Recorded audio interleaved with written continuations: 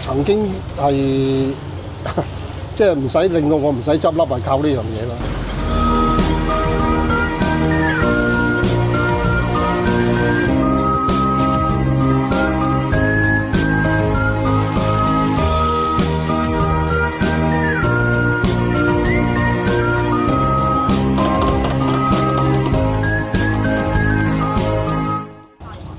多啲啊！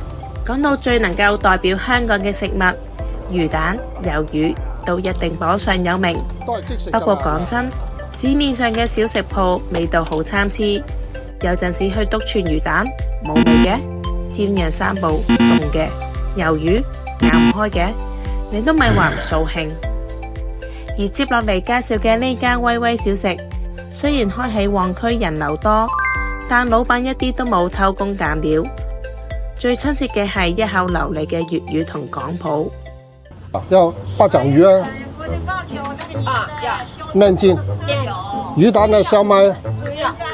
魚蛋要多多的魚蛋，多。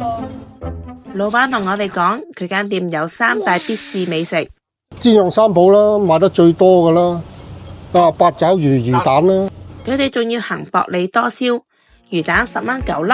燒賣10蚊6粒，招牌魷魚先20蚊串。而家個八爪魚咧，主力就係用摩打洗啊，唔係人手洗嘅。呢啲吸盤咧會好邋遢嘅，呢啲吸盤咧會有潺啊，會有泥啊咁樣嘅，即係佢拖網嗰啲深水噶嘛，佢拖嗰陣時會拖埋啲泥啊咁樣，嗰啲吸盤會黐咗啲泥。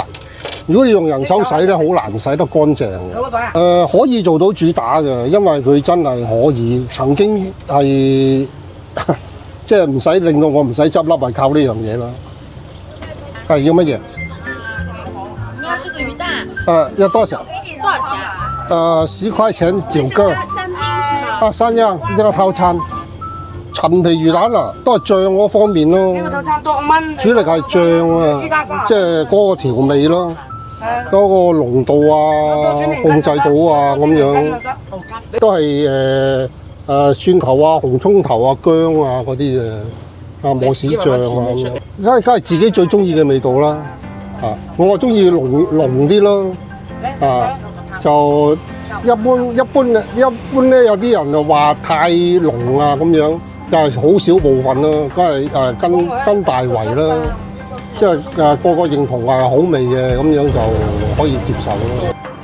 我哋成日話香港嘅味道漸漸消失，又成日話香港冇咩地方好行，但其實呢啲地方一直喺我哋身邊，或者我哋只係冇咗個珍惜為此自豪嘅心，你覺得呢？